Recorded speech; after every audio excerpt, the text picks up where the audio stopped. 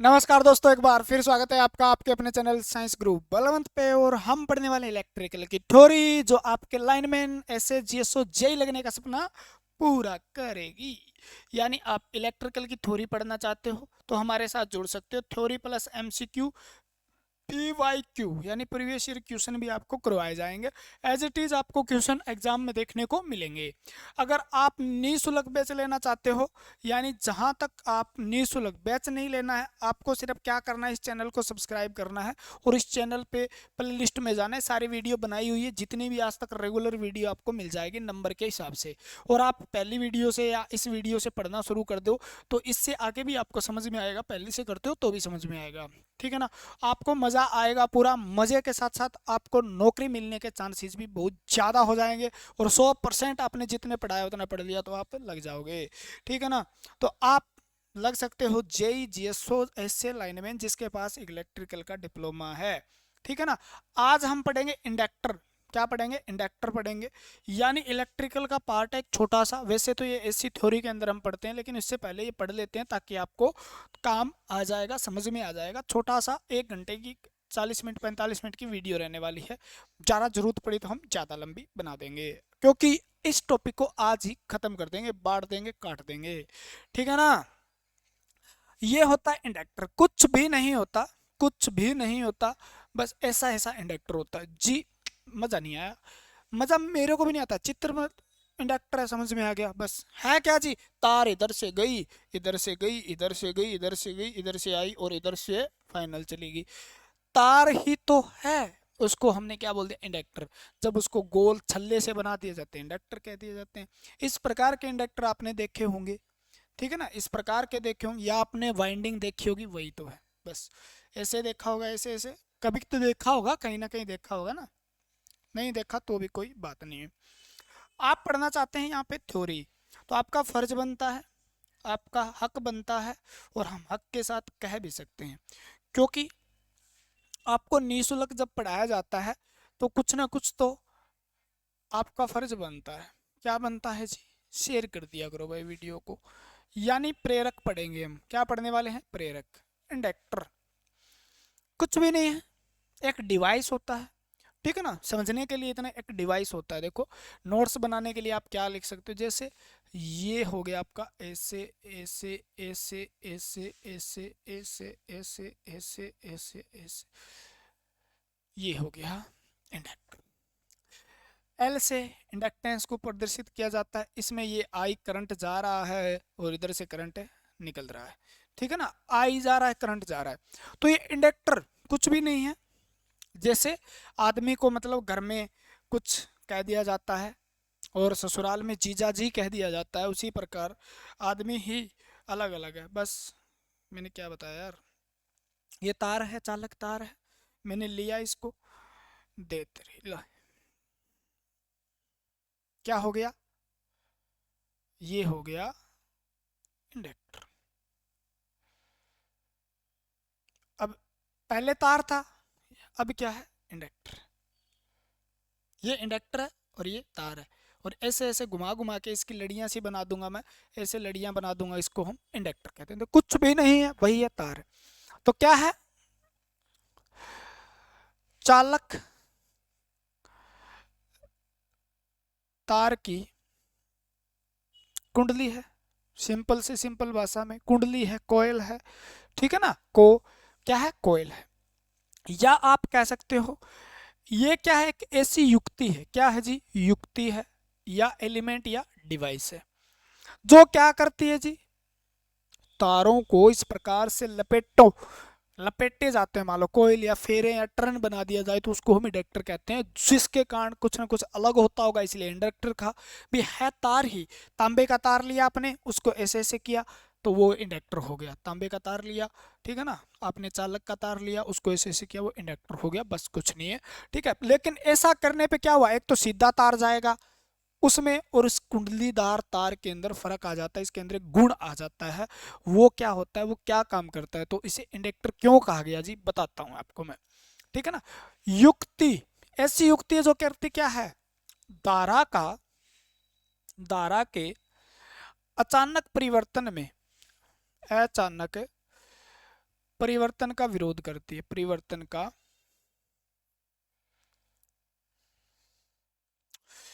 काम क्या है इसका, बस परिवर्तन का विरोध करती, क्या है जी, परिवर्तन का विरोध करती, विरोध है। एक ऐसी युक्ति है, यानी चालक तार से बनी हुई एक ऐसी युक्ति,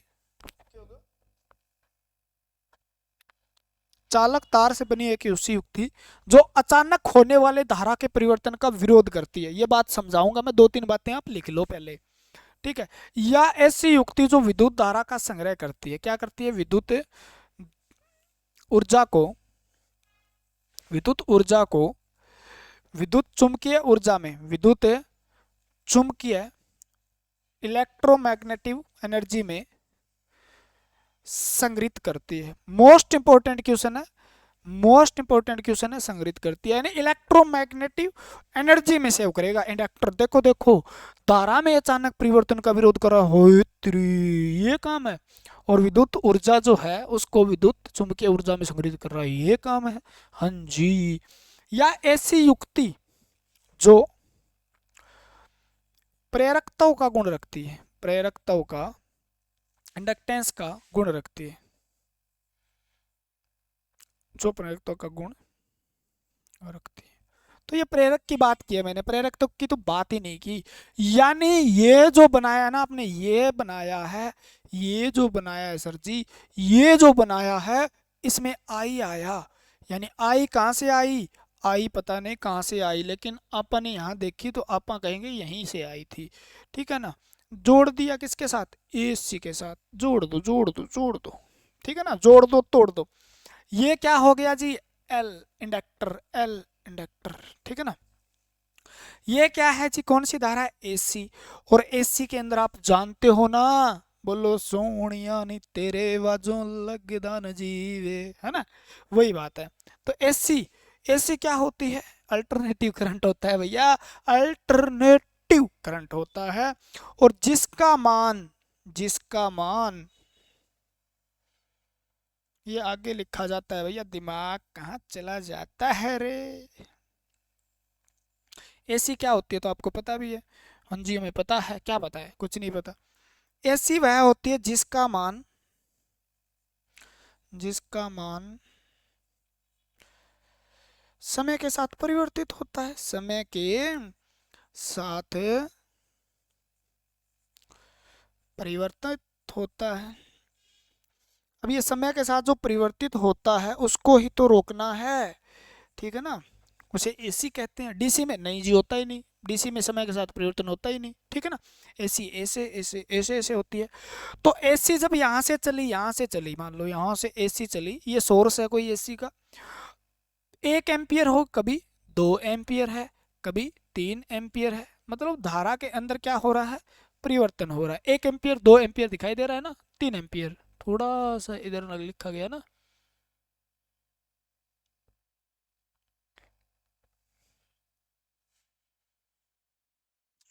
ये कम दिखाई दे रहा है मेरे को, ये लग रहा है कलर गंदा हो गया ना। अब क्या होगा, इधर गई, जैसे इधर गई तो इसने क्या किया, परिवर्तन का विरोध करेगा। यानी ये जो 1 एम्पियर 2 एम्पियर 3 एम्पियर बढ़ रही है उसको क्या करेगा, इधर से गई, गाचिंग गाचिंग गाचिंग गाचिंग गाचिंग गाचिंग गाचिंग गाचिंग गाचिंग ऐसे, तो ये क्या हो जाएगी, एक समान हो जाएगी, है ना, इसको सिद्धि करेगा ये। तो ये क्या होगा, ये इंडक्टर से जब गुजरेगी ऐसे ऐसे करके, ऐसे ऐसे ऐसे ऐसे ऐसे ऐसे करके, तो ये क्या कर देगी, ये क्या कर देगा, इस धारा के परिवर्तन में जो एक अचानक से बढ़ रही थी उसको क्या कर देगा, रोक देगा। उसी का काम किसका, इंडक्टर का। दूसरा काम क्या हो गया, जब इससे ये गुजरेगी ना तो यहां से क्या होगा जी, फ्लक्स पैदा होगा, क्या हो जाएगा, ऐसे फ्लक्स, किसका निर्माण हो जाएगा, फ्लक्स का निर्माण हो जाएगा, फ्लक्स का निर्माण हो जाएगा। हर एक कोर पे, क्या कोर कह रहा हूँ, कोयल पे क्या हो जाएगा, एक टर्न पे, एक फेरे पे फ्लक्स का निर्माण होगा, जो एक दूसरे को काटेंगे और काटने के बाद एक मजबूत फ्लक्स बनाएंगे, इस प्रकार से फ्लक्स बनाएंगे। और इस फ्लक्स एक दूसरे को जब काटेंगे तो क्या होगा, ईएमएफ पैदा होगी। फैराडे के नियम के अनुसार आगे पढ़ने वाले हैं ये चीजें हम, ठीक है, समझ में आई बात क्या। विद्युत ऊर्जा, विद्युत चुम्बकीय ऊर्जा, फ्लक्स बनेगा, विद्युतीय क्षेत्र का निर्माण हुआ, यानी क्या भाई, मैग्नेटिक फील्ड का निर्माण हुआ। बताएंगे आपको कैसे मैग्नेटिक फील्ड, चुंबकशीलता क्या है, सब कुछ पढ़ेंगे। ऐसे ही बनेगा, उसके चारों ओर चुंबकशीलता का निर्माण हो जाता है। देखा भी होगा आपने, किसका निर्माण होगा, चुंबकीय क्षेत्र का निर्माण होगा। अब ये चुंबकीय क्षेत्र जो है वो क्या करेगा, कुछ समय के लिए इलेक्ट्रिकल एनर्जी जो है वो किस रूप में संचित कर लेता है, विद्युत चुंबकीय ऊर्जा के रूप में। ठीक है ना। यहाँ पे जैसे ही आपने ये कनेक्शन काटा, ये सप्लाई हटाई, मान लो ये सप्लाई आपने हटा दी, हटाते ही एकदम से ये डिस्चार्ज नहीं होता है, इसके अंदर कुछ ना कुछ ऊर्जा संग्रहित रहती है। ठीक है ना, कुछ समय के लिए, कुछ समय के लिए इसके अंदर क्या रहती है, ऊर्जा संग्रहित रहती है।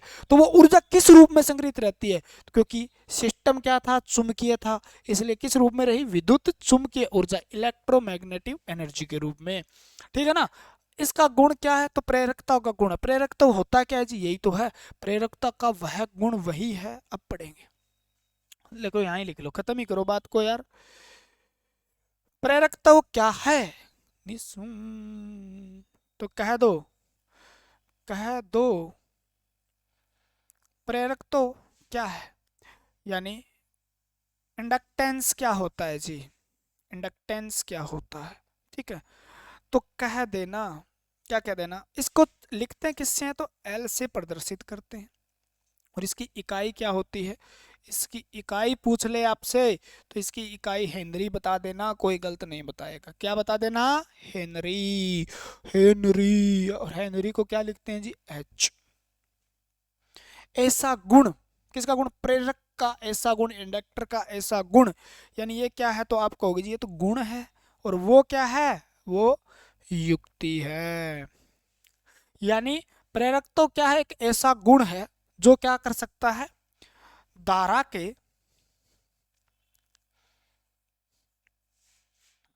अचानक परिवर्तन का विरोध करता है, विरोध करता है। कुछ भी तो नहीं है यार, बिल्कुल आसान चीजें। या आप कहो जी विद्युत ऊर्जा को, विद्युत ऊर्जा को, ऐसा गुण जो विद्युत ऊर्जा को चुंबकीय ऊर्जा में, विद्युत ऊर्जा को, विद्युत ऊर्जा को विद्युत चुंबकीय ऊर्जा में संग्रहित करता है। ठीक है, ये तो एक इंडक्टर है, मान लो ये तो इंडक्टर है, क्या है ये, इंडक्टर है। ठीक है, अब ये कुछ नहीं, ये इंडक्टर हो गया आपका, ये बना दिया मैंने इंडक्टर। ठीक है ना, ये इंडक्टर हो गया। अब इंडक्टर के अंदर क्या है, उसका गुण, वो प्रेरकत्व है, यानी प्रेरक के अंदर जो गुण है वो प्रेरकत्व है, जिसकी इकाई क्या है, जिसकी इकाई हेनरी होती है, यानी उसको एल से डिनोट किया जाता है। किससे डिनोट कर देंगे, एल से। और जिसकी इकाई है वो क्या है, हेनरी, यानी इसको मापा, इसका कोई इकाई है, ये तो युक्ति डिवाइस है यार। मैं कह दूं ये पेन है, तो उसी तरीके से ये क्या है, इंडक्टर है। मैं कह दूं ये पेन है, उसी तरीके ये इंडक्टर है। और इसके अंदर जो गुण है, वो गुण उसके अंदर, यानी प्रेरक के अंदर जो गुण है, उन गुण को क्या कह दिया, प्रेरकत्व कह दिया। यानी ऐसा गुण जिसके कारण ही तो आगे प्रेरक कहलाया, यानी एक गुण है इसीलिए तो प्रेरकत्व को प्रेरक कहा गया। प्रेरकत्व का गुण रखने वाले को क्या कहते हैं, प्रेरक कहते हैं, लिखा भी होगा। ठीक है ना, तो नॉर्मल सी बातें थी, बिल्कुल आसान सी बातें थी। समझ में आई बात क्या, बोलो जी, क्या समझ में आना था, यही तो। क्या प्रेरक क्या होता है पता चला। ठीक है, और प्रेरक के अंदर गुण कौन सा होता है, प्रेरकत्व होता है। अगर नहीं समझ पाए हो आप, ठीक है ना, यानी प्रेरक क्या है, एक युक्ति है, और प्रेरकत्व क्या है, एक गुण है। ठीक है, और प्रेरकत्व की इकाई क्या है जी, हेनरी है। और जहां मिल जाए आपको एच लिखा वो हेनरी के लिए है, और जहां लिख जाए एल लिखा हुआ तो एल किसके लिए होता है, प्रेरकत्व के कारण होता है, यानी इंडक्टेंस के कारण होता है। नहीं समझ में आया तो एक छोटी सी आपने कोयल बनाई, उस कोयल को आपने क्या कह दिया जी, इंडक्टर कह दिया, क्या कह दिया, प्रेरकत्व कह दिया। ठीक है, अब इस कोयल को आप लंबा कर देंगे, मान लो ज्यादा कोयल बना दी मैंने, ये बना दी, तो इस किससे बनी है, इंडक्टर से। इसको हमने कोयल कह दिया, क्या कह दिया, कोयल। कोई गलत कहा, कुछ नहीं कहा। इस कोयल को इतना लंबा कर देंगे, गूंथ देंगे, गूंथ देंगे, जिस प्रकार मोटर में गूंथा है उसको क्या कह देंगे, वाइंडिंग कह देंगे। क्या कह देंगे? वाइंडिंग। और वाइंडिंग किस में होती है जी? मोटर, ट्रांसफार्मर वगैरह वगैरह में। तो ठीक है ना। तो यानी हम वाइंडिंग पढ़ेंगे तो इस इंडक्टर को पढ़ना पड़ेगा, कोयल पढ़ेंगे इंडक्टर को पढ़ना पड़ेगा, मोटर पढ़ेंगे इंडक्टर को पढ़ना पड़ेगा, ट्रांसफार्मर पढ़ेंगे इंडक्टर को पढ़ना पड़ेगा। तो इंडक्टर क्या है? यानी इंडक्टर ये, और कोयल ये, और वाइंडिंग ये, बस वही है। यानी वाइंडिंग का छोटे से छोटा रूप है इंडक्टर। ठीक है ना। आगे पढ़ेंगे तो समझ में आ जाएगा ना। अब जो बातें आपको बताई गई हैं वो कहाँ तक सत्य है देखते हैं। ठीक है। प्रेरक तो क्या होता है, समझ में आ गई बात क्या? आपने एक फार्मूला पढ़ा, बोले जी हमने तो नहीं पढ़ा। V बराबर क्या होता है, ये पढ़ा है क्या? तो आपने नहीं पढ़ा तो मैं बता देता हूँ। V बराबर होता है L DI DT। ठीक है। ये एक फार्मूला होता है आपके पास। कैसे और कहाँ से आया मैं बताऊंगा आपको। ठीक है ना। यहां से अगर मैं देखूं तो इस चीज को मैंने क्या लिख दिया, देखो।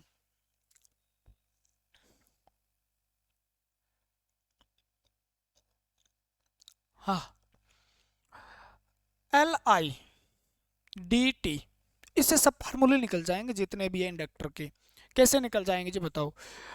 अगर मैं इस L को इधर लेके जाऊं या L को इधर रखूं तो इसका क्या होगा? रेख का लिया तो आप कहो जी L तो आप इधर रख लो, कोई दिक्कत नहीं है, लेकिन DT जो है वो V के साथ गुणा करना पड़ेगा।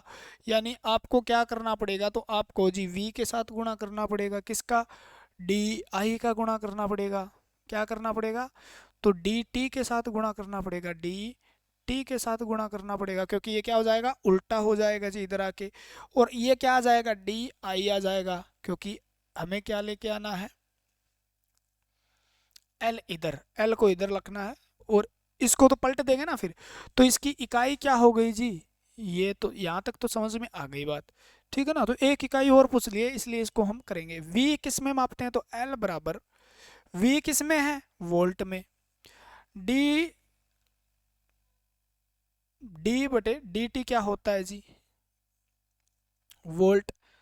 T किस में मापते हैं? सेकंड में। किस में मापते हैं? सेकंड में। और नीचे क्या है जी? I किस में मापते हैं? एम्पियर में। ठीक है ना, एम्पियर में मापते हैं।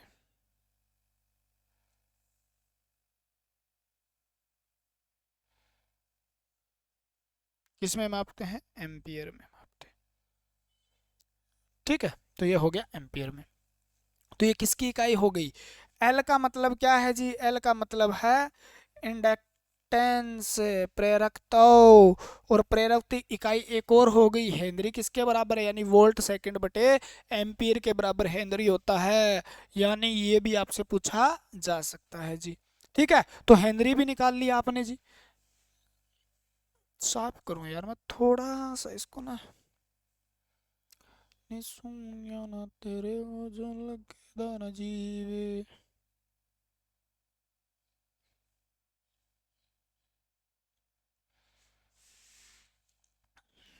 ठीक है। तो हो जाएगा क्या? बोले हो जाएगा जी। तो ये तो हो गई आपकी एक और इकाई। एक आपने और पढ़ा आपने।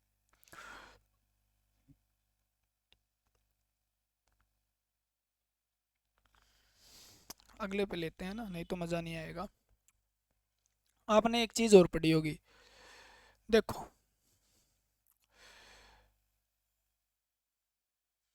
ये कोयल होगी, इसको हमने क्या कह दिया? इंडक्टर कह दिया। क्या कह दिया? इंडक्टर कह दिया।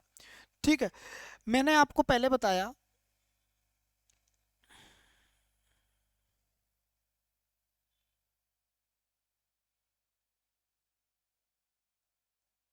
ठीक है, पहले क्या बताया देखो।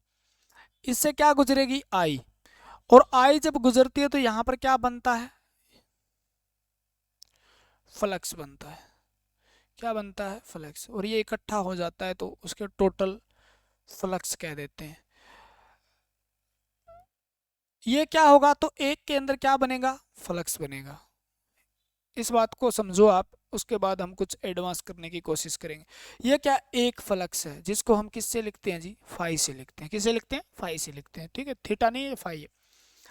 अगर मैं एक का ये है और ये कौन सी कोयल है, दूसरी है, और ये कौन सी है, तीसरी है, ये कौन सी है, चौथा फेरा, ये पांचवा फेरा, और टोटल कितने लेने हैं, 7 फेरे मान लो, टोटल में कितने ले सकते हो मैंने बताया आपको, ठीक है ना, 7 फेरों के बाद दिक्कत होगी।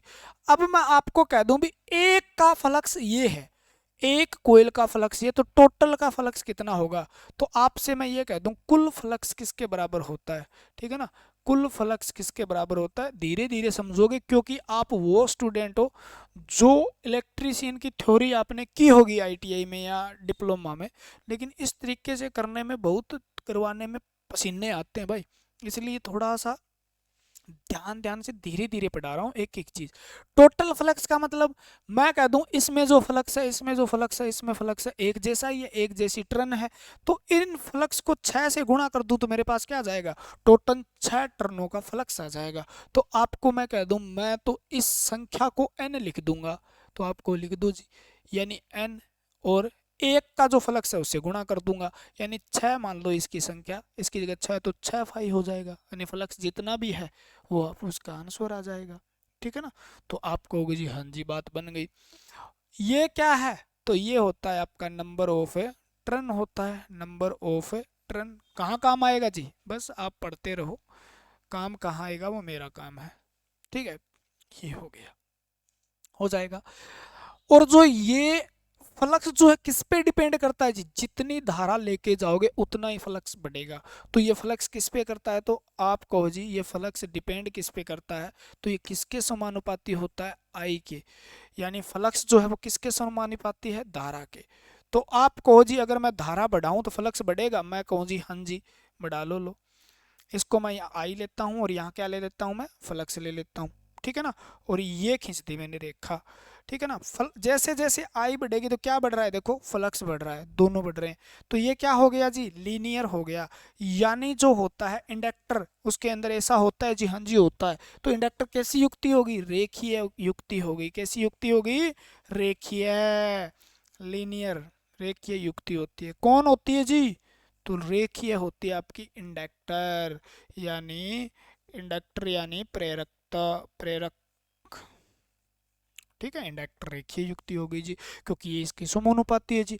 अब समानुपाती का अगर साइन हटाना चाहूँ तो मैं फाई के बराबर क्या लिख सकता हूँ, बोलो जी कुछ ना कुछ तो लिखना पड़ेगा, क्योंकि समानुपाती का साइन यानी प्रोपोर्शनल का साइन हटाया तो आपको एल लिख लेना है, तो एल और किसके हैं जी, आई, एल क्या है, आई, यानी आई करंट जो है एम्पियर में मापेंगे, एल हेनरी में, एल क्या है यहाँ पे, तो आप कहोगे जी ये तो इंडक्टेंस है, यानी प्रेरकत्व है, जो कांस्टेंट है यहाँ पे, क्या है, कांस्टेंट, एक नियंताक के रूप में प्रयोग करते हैं जी, नियंताक के रूप में, उत्तरी, ये हो गया, ठीक है, नियंताक के रूप में, तो हो जाएगा, तो क्या हो बराबर एल आई, ये भी आ गया, दो चीजें आई अपने पास, क्या आई, ठीक है, ये समझाने के लिए था, फाई बराबर क्या था, एल आई, आई धारा है, एल प्रेरकत्व है, और एक क्या आया, कुल फ्लक्स, अगर टोटल फ्लक्स मेरे को निकालना है तो मेरे पास क्या आया, अगर टर्नों की संख्या दी और फ्लक्स दिया हुआ है तो मैं ऐसे निकाल सकता हूँ, number of turn plus flux, number of फेरों की संख्या, हिंदी में लिख लो फेरों की संख्या, ऐसे निकाल सकता हूँ, दो बात मेरे पास आ गई, ठीक है। हमने एक पीछे लिखा है कुछ, याद हो आपको तो, V बराबर एल डी, देखो D I D T, D I D T लिखा है, तो इसको मैं अलग से लिख सकता हूँ क्या, देखो फाई बराबर एल आई है, एल आई है मेरे पास, हाँ जी है, तो इस फार्मूले को यहाँ लिख लूँ मैं, क्या V बराबर क्या है, देखो देख लो भाई देख लो, V बराबर क्या है, L D I D T, तो V क्या है यहाँ पे, EMF है भाई, बता देता हूँ मैं आपको, EMF, E भी लिखा मिलता है यहाँ पे, EMF है, ठीक है ना, बताऊंगा आपको EMF क्या है, तो EMF को EMF लिख लो या वोल्ट लिख लो, ठीक है। L की जगह क्या लिख सकता हूँ, एल आई की जगह मैं क्या लिख सकता हूँ, तो एल आई की जगह आप लिख सकते हो फाई, क्या लिख सकते हो, फाई जी, ठीक है ना। और बटे में क्या लिख सकता हूं मैं, डी टी।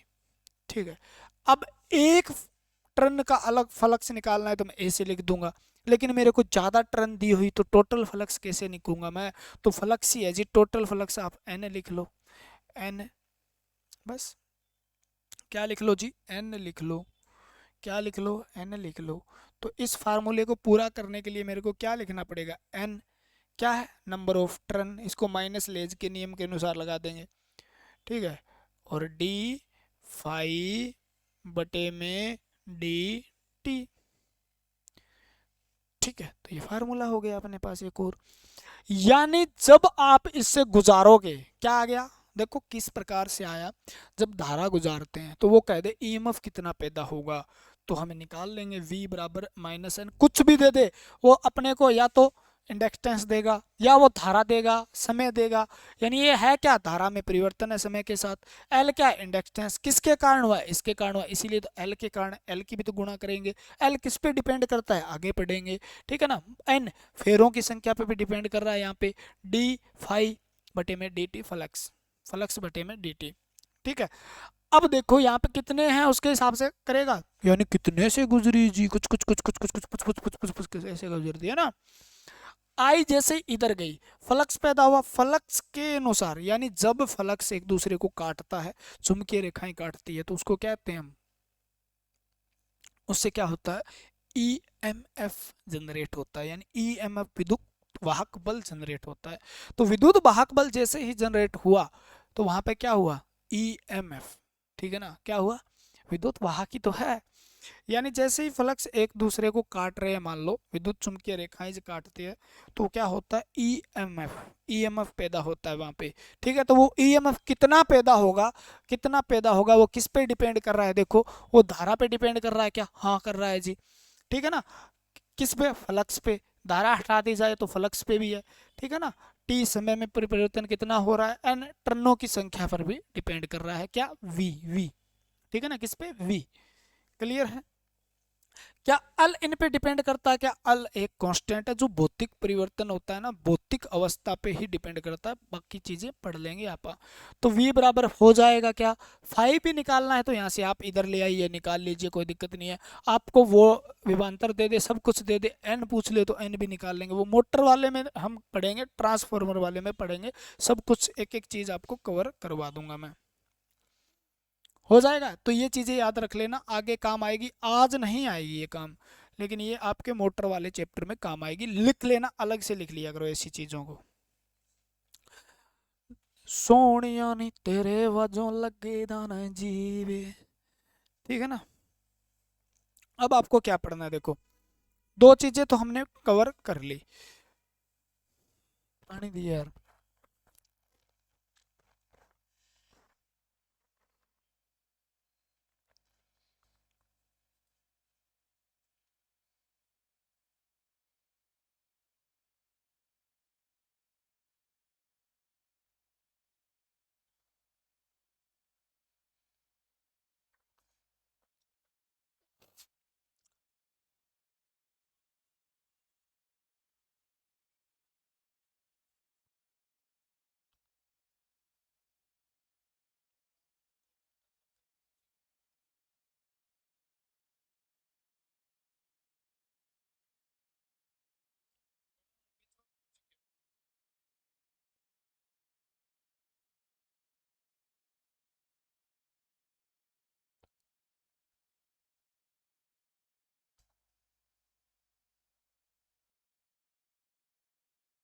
ठीक है, पढ़ो भाई, आगे पढ़ो। आपसे पूछा जाता है यहाँ से, जो संध्यारित्र में जैसे विद्युत ऊर्जा संग्रहित होती थी, उसका फार्मूला भी था आपके पास। ठीक है, आज एक हम क्या करेंगे, किस रूप में होती है, तो आप देखो इंडक्टर में या प्रेरक में ऊर्जा का संग्रह। ठीक है, ऊर्जा का संग्रह होता है जी, आपने पहले ही बताया था, किस रूप में होता है जी, तो ऊर्जा का संग्रह जो होता है वो किस में होता है, इलेक्ट्रोमैग्नेटिक ऊर्जा, यानी विद्युत, विद्युत चुंबकीय ऊर्जा के रूप में होता है। मोस्ट इंपोर्टेंट क्वेश्चन बन जाता है रूप में, ऊर्जा के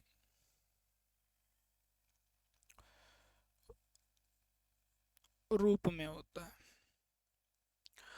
ठीक है, यानी विद्युत ऊर्जा संग्रहित होती है आपको पीछे मैंने बता दिया भी किस प्रकार से होती है, कैसे कैसे होती है, लेकिन वो किस रूप में होती है, तो विद्युत चुम्बकीय ऊर्जा के रूप में। जैसे आपको पीछे बताया होगा मैंने, कैपेसिटर के अंदर ऊर्जा संग्रहित होती है, वो क्या होती है, इलेक्ट्रोस्टैटिक्स एनर्जी के रूप में होती है। और यहाँ पर क्या होती है, दोनों को कंपेयर करके देखो, यहाँ पर किस में होती है, विद्युत चुम्बकीय ऊर्जा के रूप में। अगर कैपेसिटर के अंदर मैंने बताया तो विभव के अंदर परिवर्तन का विरोध करता है, और यहाँ पे मैंने बताया धारा के परिवर्तन का विरोध करता है। वहां पे विभव यानी पोटेंशियल के अंदर जो क्या हो रहा, बदलाव हो रहा था, उसका विरोध करता है कैपेसिटर। और विभव के अंदर जो परिवर्तन हो रहा है उसका कैपेसिटर करता है। और इंडक्टर किसका करता है जी, इंडक्टर धारा में परिवर्तन का विरोध करता है। किसमें, धारा में परिवर्तन का विरोध करता है। ठीक है, और वो कैपेसिटर था वो किस रूप में एनर्जी स्टोर करता है, इलेक्ट्रोस्टैटिक्स एनर्जी यानी स्थैतिक विद्युत के रूप में। और ये किस में करता है, विद्युत चुम्बकीय ऊर्जा के रूप में करता है ना। तो ये इसका फार्मूला क्या होता है जी, इसका फार्मूला वही होता है, उसके अंदर क्या था, 1/2, उसमें क्या था, CV² था। और इसके अंदर क्या हो जाएगा, फिर C की जगह क्या आ जाएगा, C की जगह क्या आ जाएगा, L आ जाएगा, और V की जगह क्या आ जाएगा, I आ जाएगा, तो I²। ठीक है ना, क्या आ जाएगा, I²। तो ये हो जाएगा, क्लियर है। तो Li विद्युत ऊर्जा का किस रूप में संग्रहित होता है, तो ये क्या करता है, इसके रूप में। ठीक है,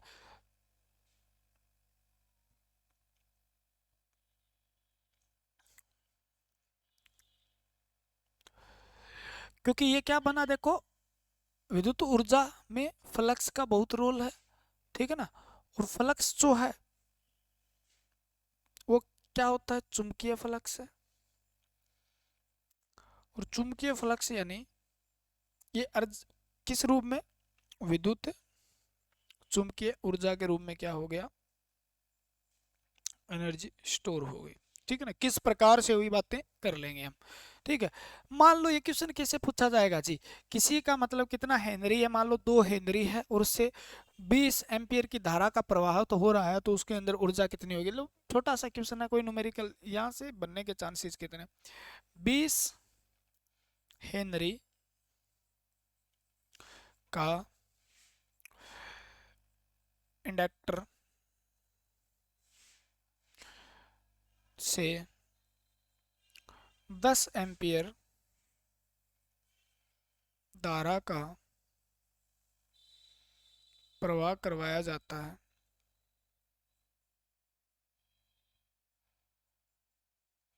तो उसमें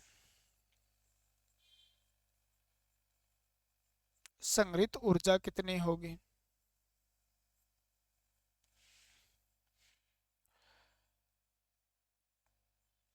ठीक है, और ऊर्जा की इकाई जो है, याद रखना, इकाई जो है यहाँ पे ऊर्जा की इकाई है, चाहे वो ऊर्जा हो, कोई भी ऊर्जा हो, उसकी इकाई क्या है, जूल है। उसकी इकाई क्या है, जूल है।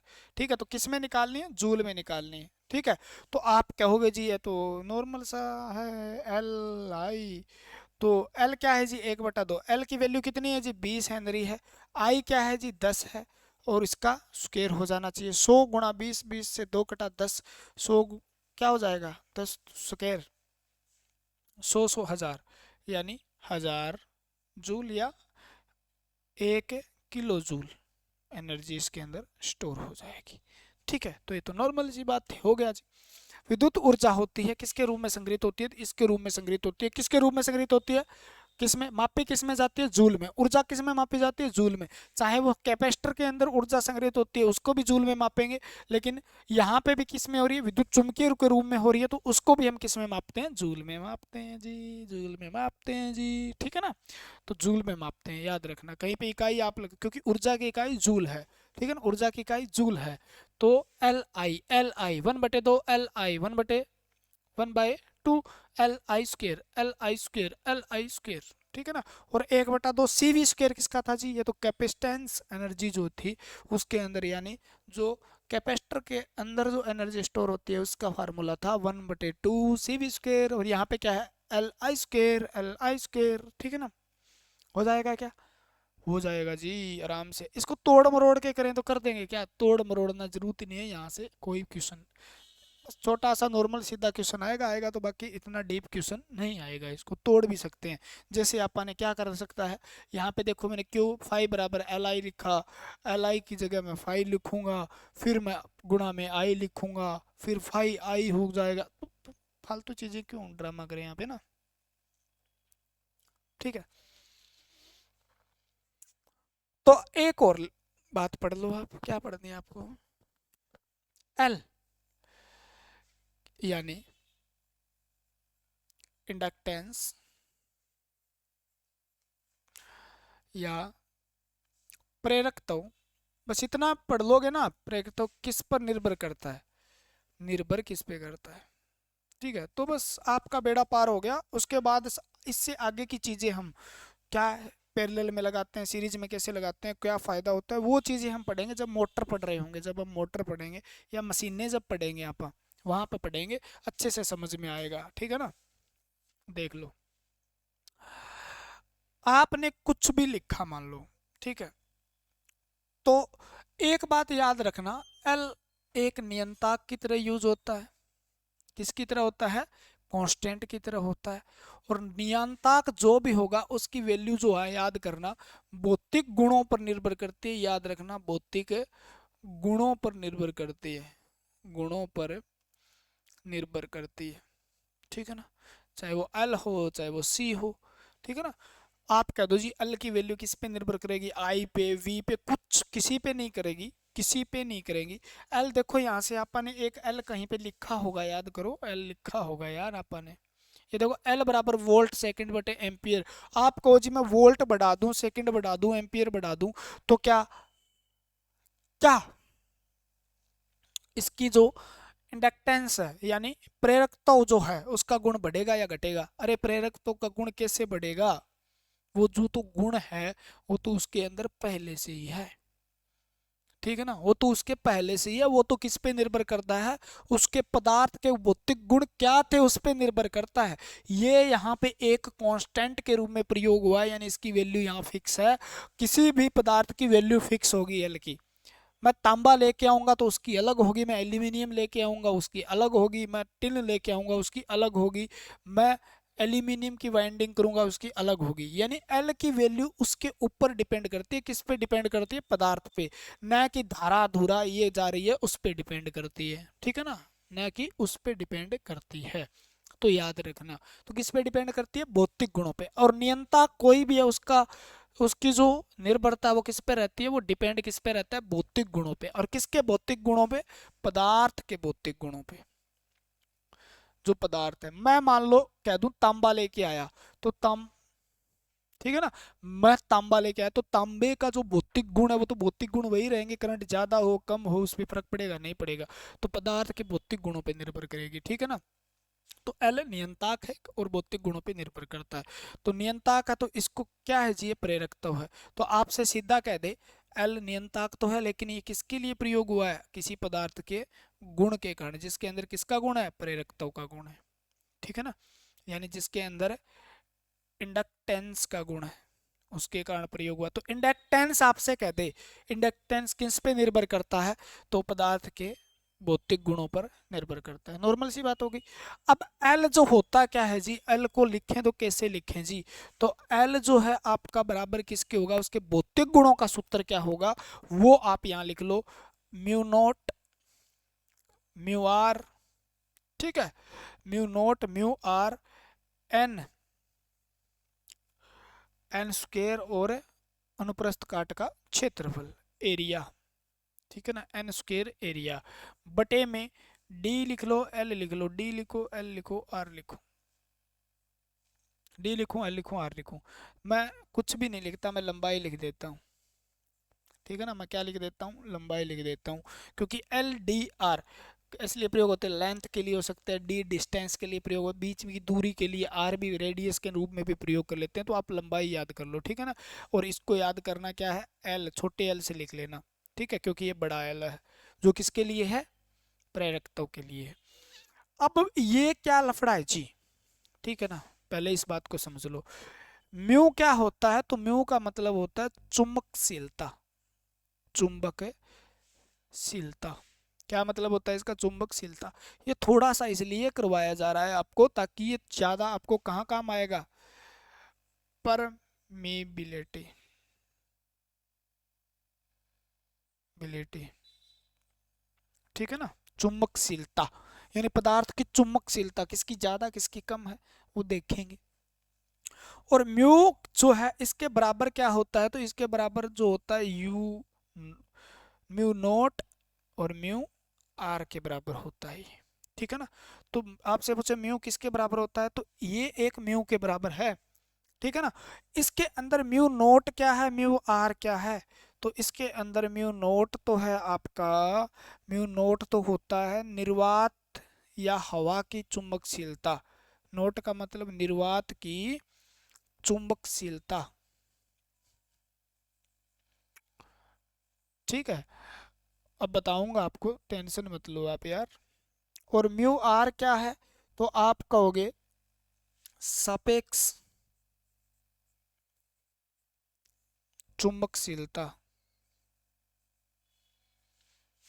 ठीक है ना। अब सापेक्ष क्या होता है तो आपको पता ही है, जिसकी कोई इकाई नहीं हो सकती, कोई इकाई नहीं है इसकी मतलब, तो इसका मतलब क्या है, ये कोई अनुपात होगा यानी रिलेटिव, रिलेटिव प्रेमेबिलिटी, ठीक है ना। तो चुंबकशीलता का मतलब क्या है? जैसे मैं एक ले लेता हूँ हवा, और हवा में चुंबकशीलता और निर्वात में चुंबकशीलता, हवा और निर्वात में चुंबकशीलता को भाग दूंगा मैं, मान लो, तो मेरे पास क्या आ जाएगी, हवा की सापेक्ष चुंबकशीलता आ जाएगी। यानी मैं एक कहाँ पर यूज कर रहा हूँ और किस चुंबकशीलता का मतलब क्या हुआ, किस पदार्थ को मैं यूज कर रहा हूँ, ठीक है ना।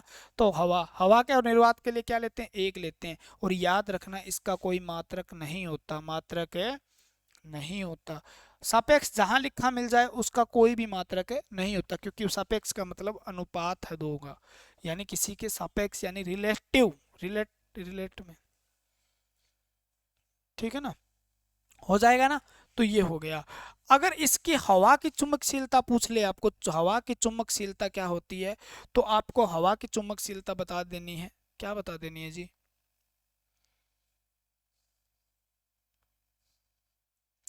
4 पाई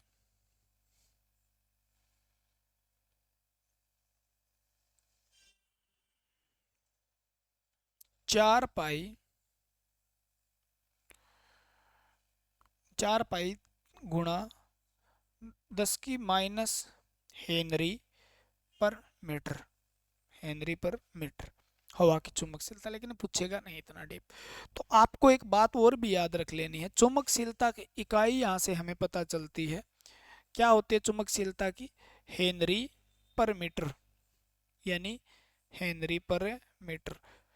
और ये किसकी इकाई है, हेनरी किसकी इकाई है पता है आपको, हेनरी है जी प्रेरकत्व की इकाई। और प्रेरकत्व को जब हम किसी एक स्पेक्स मीटर के बीच में मापते हैं तो उसको ही हम क्या कह देते हैं, चुंबकशीलता कहते हैं।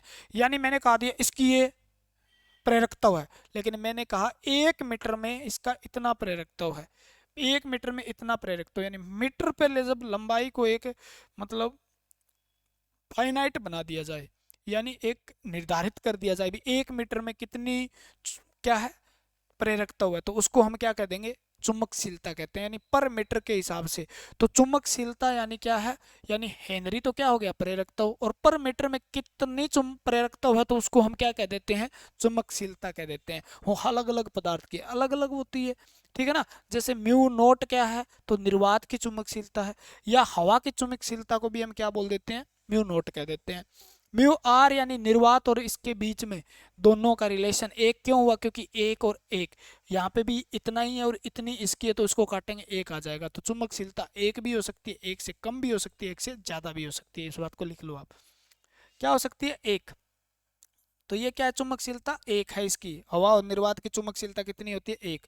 तो ये क्या हो सकती है, एक से, चुंबकशीलता क्या हो सकती है, एक से कम भी हो सकती है, एक से ज्यादा भी हो सकती है, और एक के बराबर भी हो सकती है, एक के बराबर भी हो सकती है, देख लेना, तीनों बात हो सकती है, ठीक है ना। चुंबकशीलता क्या हो सकती है, एक से ज्यादा, कम और ये बराबर भी हो सकती है, देखेंगे वो आपके। म्यू नोट हो गया। एन क्या है, एन स्क्वायर क्या है जी, यहाँ पे हो जाएगा क्या म्यू, ठीक है, हेनरी पर मीटर में डाल देंगे यहाँ पे, no no no no. N क्या है यहाँ पे, तो एन क्या है जी, एन स्क्वायर क्या होता है, तो एन स्क्वायर होता है टर्न यानी फेरों की संख्या, नंबर ऑफ टर्न यानी फेरों की संख्या, ठीक है। यहाँ पर कुछ क्वेश्चन बनेंगे जो आपको बताए जाएंगे। ए क्या है जी, cross section area of turn यानी फेरों का अनुप्रस्थ काट क्षेत्रफल, अनुप्रस्थ काट क्षेत्रफल, ये भी समझा देंगे जी, ठीक है। एल क्या है, इंडक्टर की लंबाई यानी प्रेरकत्व की लंबाई की, प्रेरकत्व की लंबाई कह रहा हूँ क्या, प्रेरक की लंबाई यानी इंडक्टर कितना लंबा है उसकी लंबाई, ठीक है। तो हो गया, आ जाएगा ना, ये चीजें तो इस पे हो गई। अब आप कहो जी ये तो बता दिया आपने, ये चुंबकशीलता होती है, ये यानी फेरों की लंबाई होती है, ये अनुप्रस्थ काट का क्षेत्रफल होता है लंबाई पे, यानी ये किस किस पे निर्भर करता है, ये सारी चीजें आ गई, आपको पता चल गई। तो यहाँ पे इस बात को दोबारा लिख लेते हैं और दोबारा इस बात को क्लियर करते हैं। क्या क्या हुआ जी, एल भौतिक गुणों का सूत्र क्या हुआ, mu naught mu R N square A यानी एल, ये तो हो गया। देखो अनुप्रस्थ काट का क्षेत्रफल क्या होता है, अब मान लो ये है, ये हो गया, ठीक है ना। यानी इस एरिया कितना है, इसका एरिया कितना है, यानी ये जो एरिया है ना, ये वाला एरिया कितना है, ये वाला एरिया कितना है, ये वाला एरिया, यानी ये पाइप सी जो बनाई गई है, मान लो मैं इस तार को ऐसे ऐसे प्लेट देता हूँ, इसके ऊपर लपेट दिया मैंने, प्लेट दिया, कुछ भी कर लिया भाई, जैसा जैसा आप मानते हो, फिर आप मत कहना जी, ऐसे मत कहना जी हमें आता नहीं। ये जो छिद्र दिखाई दे रहा है ना, इसको क्या बोलेंगे, अनुप्रस्थ काट का क्षेत्रफल, यानी इसका ये क्षेत्रफल कितना है उसको अनुप्रस्थ काट का क्षेत्रफल। मैं कहता हूँ एक संख्या, दो संख्या, तीन संख्या, चार संख्या, पांच, ये क्या है, नंबर ऑफ कॉइल यानी एन की संख्या। मैं कह दूं ये क्या है, एक है जी, ये दो है, ये तीन है, ये चार है, ये पांच है, छह, ये सात, तो एन का मतलब क्या हो गया, एन बराबर क्या हो गया यहाँ पे सात, फेरों की संख्या कितनी होगी, सात, ठीक है ना। और ये क्या हो जाएगा, ए हो जाएगा, ए हो जाएगा, और ये इसकी क्या हो जाएगी, लेंथ हो जाएगी, ये क्या हो जाएगी, लेंथ हो जाएगी, लंबाई हो जाएगी, कितना लंबा है, ठीक है ना। तो म्यू इस पदार्थ की चुंबकशीलता कितनी है, तो किस पे निर्भर करता है, तो एल किसके समानुपाती है, तो एल एक तो टर्नों की संख्या जो होती है उसके वर्ग के समानुपाती है, एक एल किसके समानुपाती है, म्यू के समानुपाती है, एक एल किसके समानुपाती है, तो एल एरिया अनुप्रस्थ काट के क्षेत्रफल के, और एक एल जो है विलोमानुपाती किसकी है, एल लंबाई की। तो ये हमारे पास चार चीजें निकल के आई कि एल किन किन पर निर्भर करता है, तो यानी प्रेरकत्व पदार्थ का किन किन बातों पे निर्भर करता है। तो आप कहोगे जी हमें तो पता लग गया, अब होरों को बताएंगे कैसे कैसे।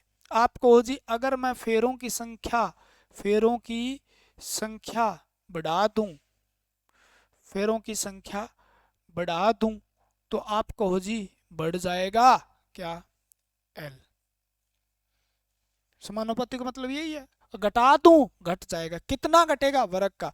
मैं कह देता हूं फेरों की संख्या दो गुनी कर दूं मान लो, तो आप कहोगे जी दुगनी कर दी, एक थी दो कर दी, दो का स्क्वायर करेंगे कितना हो जाएगा, चार, तो कितना एल बढ़ेगा, तो एल कितना गुना हो जाएगा, चार गुना, ठीक है ना। तो किस पे निर्भर करती है, कुंडली के फेरों की संख्या पे भी निर्भर करता है। दूसरा म्यू पे, यानी आप कहो जी मैं तो बढ़ाऊंगा चुंबकशीलता, तो आपको चुंबकशीलता बढ़ा के देखो, तो एल क्या हो जाएगा, एल भी बढ़ जाएगा। आप चुंबकशीलता कोई पदार्थ की कम है तो उसका एल भी क्या हो जाएगा, कम हो जाएगा, यानी प्रेरकत्व का गुण भी उसका कम हो जाएगा। अगर वो कह दे अनुप्रस्थ काट का, यानी इस गोले को चौड़ा कर दो, जितना चौड़ा करते जाओगे उतना ही ज्यादा क्या हो जाएगा, प्रेरकत्व का गुण बढ़ता जाएगा। यानी एल, आप कह दो जी मैं एरिया बढ़ा रहा हूँ, बढ़ा दो, तो एल भी क्या हो जाएगा, बढ़ जाएगा। वो कहते एरिया अनुप्रस्थ काट का क्षेत्रफल घटा रहा हूँ, इसको मैं छोटा कर रहा हूँ, तो एल भी क्या हो जाएगा, घट जाएगा। ठीक है ना, प्रेरक तो कम हो जाएगा, इंडक्टेंस कम हो जाएगा। लंबाई, लंबाई का उल्टा है ए, जब लंबाई आप बढ़ाओगे यानी इसका जितनी ज्यादा लंबाई करते जाओगे एल कम होता जाएगा, प्रेरकता का गुण क्या होता जाएगा, कम होता जाएगा। ठीक है ना, एल को जितना कम करता जाओगे, एल को जितना कम करते जाओगे और वो क्या होती जाएगा, एल उतना ही बढ़ता जाएगा।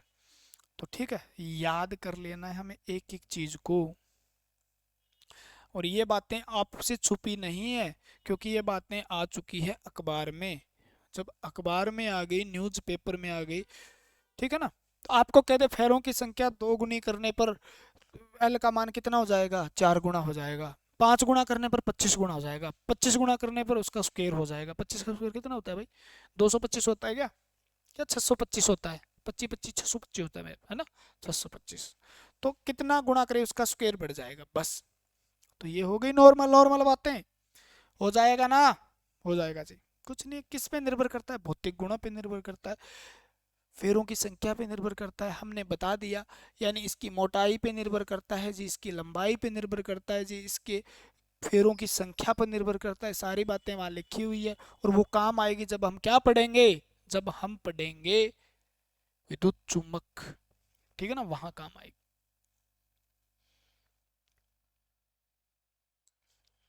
ये और पढ़ लो, छोटी छोटी टर्म है जिनको आप अभी खत्म कर लो तो बढ़िया रहेगा। एक्सएल क्या होता है, एक्सएल तो हमने सुना है जी, हम दुकान पे जाते हैं ना तो वहाँ पे एक्सएल एम, ठीक है ना, एल वो होता है जी, लेकिन यहाँ पे एक्सएल वो नहीं है।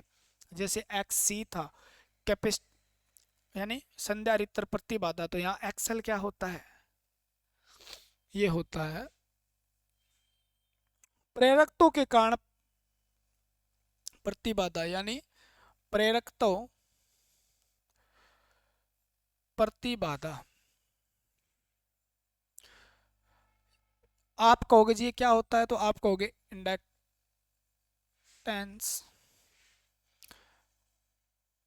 रिएक्टेंस।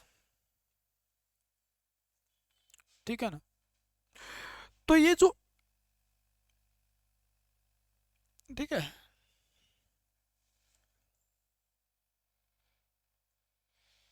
इंडक्टिव रिएक्टेंस बोलते हैं, इंडक्टिव रिएक्टेंस। ठीक है ना, प्रतिबाधा यानी प्रेरक के कारण उत्पन्न धारा के प्रवाह में बाधा, प्रेरकत्व के कारण, प्रेरकत्व के कारण धारा के प्रवाह में बाधा, ये काम आएगी सारी बातें, प्रवाह में बाधा। अब तैयार हो रहे हो आप डीसी एसी थ्योरी के लिए ना। प्रेरकत्व के कारण धारा के प्रवाह में जो बाधा उत्पन्न होता है, जैसे मान लो किसी गुण के कारण धारा में प्रवाह वृद्धि होता है, उसे प्रतिरोध कहते हैं। कैपेसिटेंस यानी धारिता के कारण या कैपेसिटर के कारण अगर धारा के प्रवाह में बाधा होता है तो उसे संधारित्र प्रतिबाधा कहते हैं। और अगर यही बाधा प्रेरकत्व के गुण के कारण हो रही है या प्रेरक के अंदर ये गुण है जो क्या करता है, धारा के प्रवाह का बाधा करता है, तो उसको हम क्या कहते हैं, एक्स एल कहते हैं, एक्स एल, जो क्या कहलाती है, प्रेरकत्व प्रतिबाधा कहलाती है। यानी धारा के प्रवाह में बाधा कर रहा है ये, हाँ जी कर रहा है किसी न किसी कारण से। तो ठीक है, वो किससे मापते हैं, इसकी इकाई क्या है जी, प्रतिबाधा है। बाधा, बाधा तो बाधा होती है भैया, उसको किस में मापते हैं, ओम में मापते हैं। इसकी इकाई क्या होती है, ओम होती है, याद रखना। प्रतिबाधा की हो, चाहे संधारित्र प्रतिबाधा हो, चाहे प्रतिरोध हो, और चाहे प्रेरकत्व प्रतिबाधा हो, इसका क्या होती है, ओम ही होती है। ठीक है ना, कैसे लिखते हैं जी, एक्स एल, एक्स एल को हम लिखते हैं ओमेगा एल से, किससे लिखते हैं, ओमेगा एल से लिखते हैं, ओमेगा एल से। तो एल यहाँ पे ओमेगा क्या है, ठीक है ना, तो आपको बताया भी होगा, जब हम फ्रीक्वेंसी रेडियन में मापते हैं तो उसको हम ओमेगा कहते हैं। और एल यहाँ पे क्या है, तो एल आपको पता ही है, प्रेरकत्व है, प्रेरकत्व है। सोनिया नी तेरे बाजों लगे दान है जीवे, ठीक है। हो जाएगा। अब ओमेगा को हम क्या लिख सकते हैं, आपको पता ही है, 2 पाई, कल याद किया था ना, 2 पाई f, और एल बीच में लगा देंगे, तो एक्सएल किसके बराबर हो गया, 2 पाई,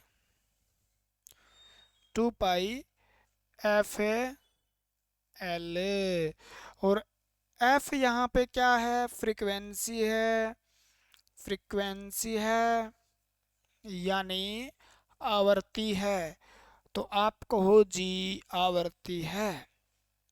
मैं कह दूं एक्स एल बराबर, ये किस पे डिपेंड करता है, तो ये मुख्य रूप से किस पे डिपेंड करता है, क्योंकि एल तो क्या होता है, एल क्या होता है, तो एल होता है आपका, एल तो जी कांस्टेंट होता है। ठीक है, तो एल किस पे, एक्सएल किस पे निर्भर करता है, तो आपको जी आवर्ती पे निर्भर करता है। ठीक है ना, तो एक्सएल किस पे निर्भर करता है, तो एक्सएल समानुपाती होता है किसके, फ्रीक्वेंसी के, यानी आवर्ती घटाओ बढ़ाओगे तो एक्स एल क्या हो जाएगा, एक्स एल बढ़ेगा, अगर क्या बढ़ेगी, फ्रीक्वेंसी बढ़ेगी, यानी आवर्ती बढ़ेगी, एक्स एल क्या होगा, घटेगा, अगर क्या घटेगी, फ्रीक्वेंसी घटेगी। ठीक है ना, तो आप कहो जी इस बात से हमें कुछ पता लगेगा क्या, तो हम किस लिए बैठे हैं भाई। सब लाइन में लगने वाले हो, सब वीडियो को लाइक शेयर कमेंट करो, जितने ज़्यादा कमेंट करोगे, जितने ज़्यादा लाइक करोगे, उतना अच्छा कंटेंट मिलने वाला है। कमेंट लाइक कम आते हैं तो फिर दूसरे दिन वीडियो में फिर उबासी आती है भैया, है ना, उबासी आती है, फिर उबासी आएगी जी, पढ़ाने का मन नहीं करता जी, क्या करें फिर, पढ़ने का मन नहीं करेगा, पढ़ाने का मन नहीं है तो पढ़ने का नहीं है, पढ़ने का नहीं है तो फिर फेल हो जाओगे। तो ठीक है, तो आपका फर्ज बनता है ज़्यादा से ज़्यादा वीडियो को आगे भेज दो, आगे भेज दो भैया। ठीक है, एफ क्या फ्रीक्वेंसी है, एफ आवर्ती है, बस इतना तो हो गया जी, हो गया। लेकिन एक चीज कहा करनी थी, इसके अंदर मेरे को एक छोटी सी चीज बतानी थी।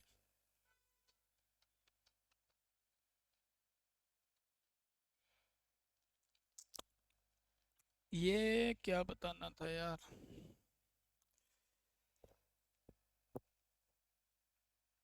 हाँ, डीसी परिपथ में इंडक्टर, डीसी में क्या कैसे व्यवहार करेगा बताओ, यानी आप कह दो जी एक्सल बराबर क्या है जी, 2 पाई एफ एल, और डीसी की फ्रीक्वेंसी क्या होती है, डीसी के अंदर जो है, डीसी में एफ क्या होता है, तो जी शून्य होता है। ठीक है, तो एक्सएल क्या हो जाएगा, 2 पाई, फ्रीक्वेंसी जीरो होती है ना, जीरो, एल रख दो, पूरा का पूरा जीरो हो गया, यानी एक्सएल प्रतिबाधा क्या हो गई, जीरो हो गई। अगर प्रतिबाधा जीरो कहाँ हो जाती है, शॉर्ट सर्किट में, तो इंडक्टर डीसी के अंदर किसकी तरह व्यवहार करता है, तो लघु परिपथ की तरह, लघु परिपथ की तरह। ठीक है ना, तो डीसी में इंडक्टर किस तरीके से व्यवहार करता है, लघु परिपथ की तरह व्यवहार करता है, क्योंकि उसकी फ्रीक्वेंसी जीरो है, और फ्रीक्वेंसी जहाँ जीरो है तो एक्सल जीरो, एक्सल जीरो का मतलब प्रतिबाधा 0 ओम आ गई। अगर 0 ओम प्रतिबाधा है, तो 0 ओम प्रतिबाधा यानी प्रतिरोध, प्रतिरोध शून्य किस में माना जाता है, शॉर्ट सर्किट पढ़ाया होगा आपने डीसी में, याद किया है, शॉर्ट सर्किट है, ठीक है ना, लीकेज सर्किट है, ओपन सर्किट है, क्लोज सर्किट, सारे पढ़ाए हैं पीछे। ठीक है, तो जीरो कहाँ मानी जाती है, अगर एक्सल जीरो है तो इसका मतलब इसके अंदर क्या हो जाएगा, तो आप कहोगे जी एक्सल जीरो है तो इसके अंदर जो है क्या हो जाएगा, धारा का प्रवाह अनंत हो जाएगा, धारा का प्रवाह अनंत हो जाएगा, धारा का प्रवाह क्या हो जाएगा, अनंत हो जाएगा, धारा क्या हो जाएगी, अनंत हो जाएगी। तो ये किसकी तरह काम करेगा, एक शॉर्ट सर्किट यानी लघु परिपथ की तरह काम करेगा। ठीक है, तो एक्सल के बारे में, ये काम कहाँ आएंगे जी, ये तो बता बता के छोड़ रहा हूँ मैं, बस आपको दिमाग में डाल लेना काम, ये सारा कुछ काम आएगा। सारा जब मशीनें पढ़ेंगे तो यही चीजें वहां पे एज इट इज छापनी है आपको, देख लो, तैयार कर रहा हूँ बस, ये तो मान लो फौज में जाना है आपको, और उसके लिए आपको तैयार किया जा रहा है। ठीक है, कुछ नहीं पढ़ना बस, इंडक्टर यानी प्रेरक के प्रकार, कुछ भी तो नहीं है यार, प्रेरक कितने प्रकार के होते हैं, तो मुख्य रूप से एक तो मान लो वेरिएबल वाले भी होते हैं, 3 प्रकार के आप लिख लो। ठीक है,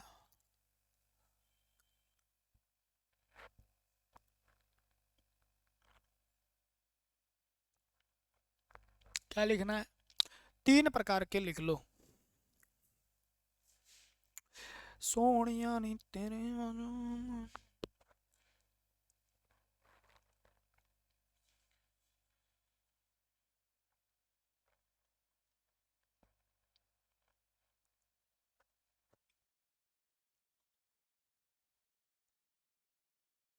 किसके आधार पे लिखना है, क्रोड के आधार पे, कोर के आधार पे। देखो मैं पीछे बताया भी था, क्रोड के आधार पर कितने प्रकार के हैं, 3 प्रकार के, ठीक है ना। एक तो होता वायु क्रोड वाला, क्रोड वाला प्रेरक,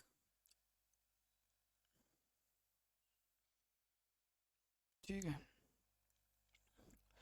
एक होता है आपका लोहा क्रोड वाला,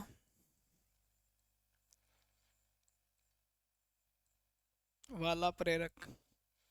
और एक तीसरा होता है आपका फेराइट, फेराइट क्रोड वाला।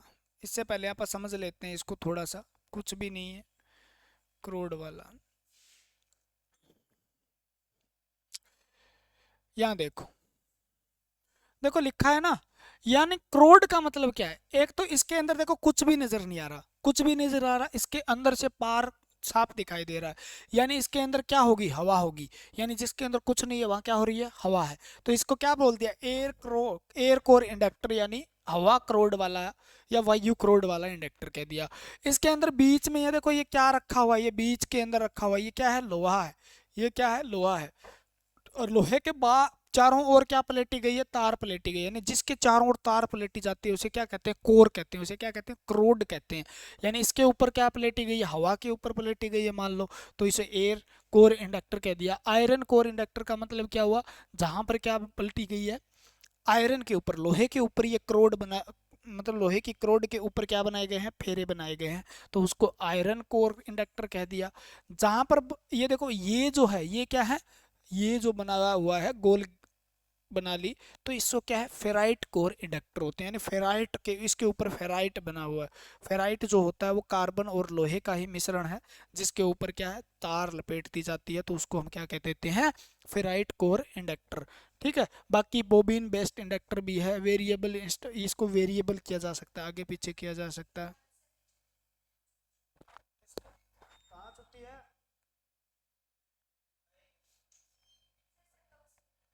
किसने कहा छुट्टी है, पता नहीं हमको तो। आएंगे, क्या पता आएंगे, वेट करो। हाँ, ठीक है। अलग अलग प्रकार के संधारित्र होते हैं, ठीक है ना। तो कोर के आधार पे कितने प्रकार के, 3 प्रकार के आपको मुख्य याद करने हैं। कितने प्रकार के याद करने हैं, अरे 3 प्रकार के याद करने हैं। बाकी आप अगर पीडीएफ वीडीएफ चाहते हो, यहाँ पे देख लो 3 प्रकार के, ठीक है। वायु क्रोड वाले का मतलब है जिसके अंदर कुछ नहीं भरा होता, यानी जहां कुछ नहीं होता। क्रोड के रूप में किसका प्रयोग नहीं किया जाता, किसी का प्रयोग नहीं होता है, उसको वायु क्रोड कहते हैं, ठीक है ना।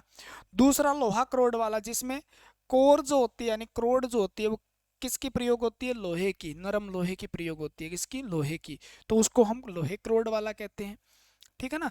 और फेराइट, जिसके अंदर लोहा प्लस कार्बन का एक मिश्रण होता है, लोहा प्लस कार्बन का मिश्रण होता है, उसको क्या कह देते हैं हम, फेराइट। क्या कहते हैं, फेराइट कहते हैं। अगर क्रोड फेराइट की बनी है तो उसे कोरोड।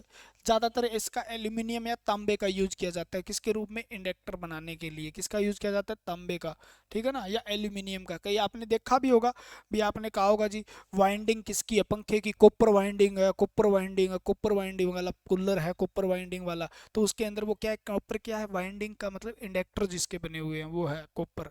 अगर एल्यूमिनियम वाला है तो एल्यूमिनियम है, तो उसकी क्या होती है, चुंबकशीलता धीरे धीरे एल्यूमिनियम की खत्म हो जाती है, जिससे उसकी स्पीड भी घट जाती है, पढ़ेंगे, ठीक है ना। तो ये हो गया आपका।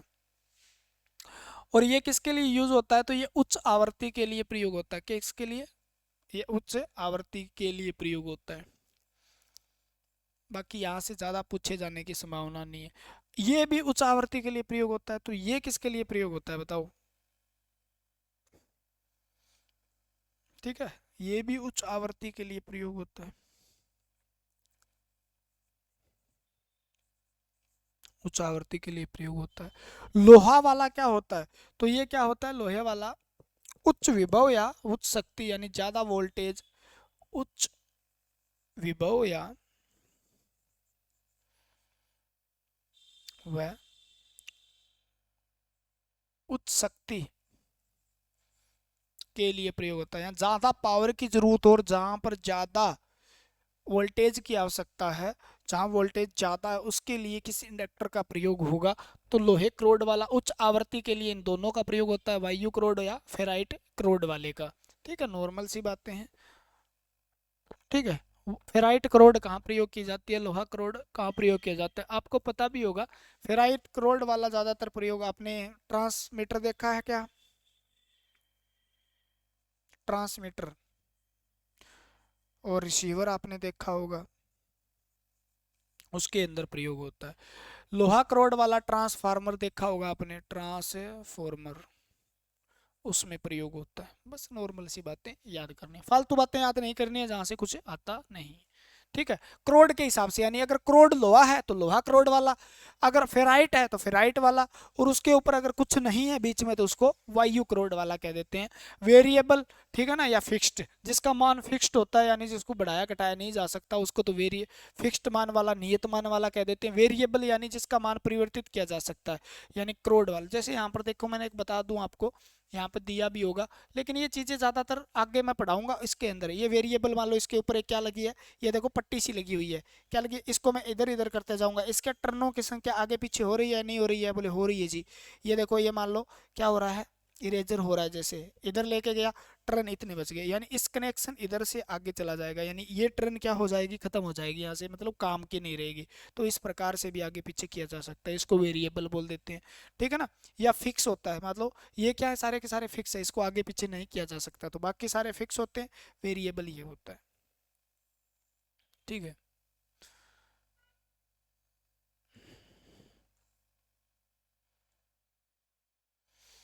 ठीक है, और इनका लिख लो, प्रेरक का संयोजन कैसे होता है जी। कुछ नहीं है, बस दो बातें याद करनी है, कहीं लिख आए जाए कहीं पे। मान लो प्रेरक का संयोजन करना है, तो एक तो आपका श्रेणी क्रम में हो सकता है जी, किस में हो सकता है, श्रेणी क्रम में। ठीक है, इतना पढ़ोगे, बाकी आगे हम पढ़ाएंगे म्यूचुअल इंडक्शन वगैरह जब पढ़ेंगे। और एक होता है समांतर क्रम में। ठीक है, यानी एक तो आपको ऐसे जोड़ा मिल सकता है, इंडक्टर ये जोड़ दिया आपने, एक दो, इस प्रकार से, तो L1 ये L2 हो जाएगा। तो इस श्रेणी क्रम के अगर L टोटल इक्विवेलेंट निकालना है आपको, तो क्या हो जाएगा, L1 plus L2 plus L3, और ऐसे ऐसे Ln तक चला जाएगा। यानी टोटल आपको क्या निकालना है, प्रेरकत्व, इंडक्शन निकालना है, तो उसका आंसर क्या हो जाएगा, टोटल ये हो जाएगा। यानी इन सभी को क्या कर लेना है, जोड़ लेना है, बस इतना सा याद कर लेना। समांतर में क्या हो गया जी, समांतर में ये है जी, एक ये हो गया, एक इंडक्टर ये हो गया, और एक इंडक्टर ये हो गया, सभी को जोड़ दिया। मान लो L1 है, ये L2 है, और ये L3 है, इस प्रकार से समांतर में जोड़ेंगे मान लो इसको, तो क्या होगा, तो इसकी वैल्यू जो होगी वो क्या होगी, L इक्विवेलेंट जो क्या होगा, तो वो हो जाएगा आपका 1/L1 plus 1/L2 plus 1/L3। ठीक है, ऐसे ऐसे करते Ln तक चला जाएगा। बस इतना याद कर लेना, काफ़ी है आपके लिए, बहुत काफ़ी है। ठीक है, सेल्फ इंडक्शन पढ़ेंगे हम, इंडक्टेंस पढ़ेंगे हम, और म्यूचुअल इंडक्टेंस आगे पढ़ेंगे, वो जब हम मोटर वगैरह पढ़ेंगे या ट्रांसफार्मर वगैरह पढ़ेंगे तो वहां पर अच्छे से समझ में आएगा, अब दिमाग खाल जाएगा। ठीक है, AC DC theory, AC theory start करेंगे, उससे पहले मैंने सोचा इसको बता दिया जाए तो बहुत बढ़िया रहेगा। जितना भी आप जितने भी देख रहे हो वीडियो को लाइक करो, क्योंकि घंटे से प्लस की वीडियो जा रही है, दो दो ढाई ढाई घंटे की वीडियो पिछली रही होगी। ठीक है ना, भी आपके लिए हम पढ़ा रहे हैं, इतनी मेहनत कर रहे हैं, होठ सूख जाते हैं भाई, तो आपका कुछ फर्ज बनता है आपके लिए, मतलब हम कुछ कर रहे हैं तो आप क्या करो, ज़्यादा ज़्यादा कमेंट करके कम से कम मोटिवेट कर दिया करो यार, ज़्यादा लाइक किया करो, ज़्यादा ज़्यादा शेयर किया करो वीडियो को, ताकि ज़्यादा से ज़्यादा ग्रुप वगैरह में, आपका एक फ़र्ज़ बनता है, आप जितने भी देखते हैं पूरी वीडियो, तो आपका एक फ़र्ज़ बनता है कम से कम एक दोस्त के पास, एक बंदा एक दोस्त के पास शेयर करेगा, तो ये चेन सी बन जाएगी। ठीक है, तो उस बंदे तक वीडियो पहुंच पाए जो मतलब कोचिंग की फीस नहीं दे पाता, या वो किसी का पेड कोर्स नहीं ले सकता। उसका भला हो जाएगा, उसके घर में एक चिराग जल जाएगा, तो आपका फायदा हो जाएगा, क्योंकि आपको दुआएं लगेगी उसकी, और उनकी दुआएं, उनके घर वालों की दुआएं आपको उससे बढ़िया सफलता दिलाएगी। तो ये मत सोचना कभी भी हम शेयर करेंगे तो कंपटीशन बढ़ जाएगा, ऐसा कुछ नहीं होगा। आप, क्योंकि सारी चीज़ें यूट्यूब और वगैरह सब जगह पड़ी हुई है भाई, ऐसे कंपटीशन होगा तो आपका नंबर ही नहीं आएगा। 3,57,000 बंदे हैं मान लो, तो 5-6 हज़ार कैसे लगेंगे, क्योंकि उसी टीचर से वो पढ़ते हैं, उसी टीचर से आप पढ़ते हो। आपने तो टॉप नहीं किया, आपने तो 83 नंबर नहीं लेके आए, आप 88 नंबर नहीं लेके आए, लेकिन कुछ लेके आए हैं। तो वही चीज़ें वही उसने पढ़ी होगी, लेकिन उसका पढ़ने का तरीका अलग था। जिसने से पढ़ा है वो मज़ा लेके पढ़ा होगा, है ना। तो आप भी इसी तरीके से पढ़ते रहिए। 2023 आपके लिए बहुत ही सुनहरा मौका है, यहाँ पर जॉब आपको मिले ही मिलेगी, बहुत बढ़िया जॉब मिलेगी। सब लगेंगे, सब पढ़ेंगे, जितने भी वो सब लग जाएंगे। और सब आपको मैं एडवांस में ही बधाई दूंगा भी, आप सारे लग गए हो सरकारी नौकरी, क्योंकि आप पढ़ रहे हो यहाँ से। ठीक है, तो आज के लिए फिर इतना ही। जय हिंद, जय भारत। मिलते हैं अगले वीडियो के साथ। भगवान आपका भला करे। Love you to all.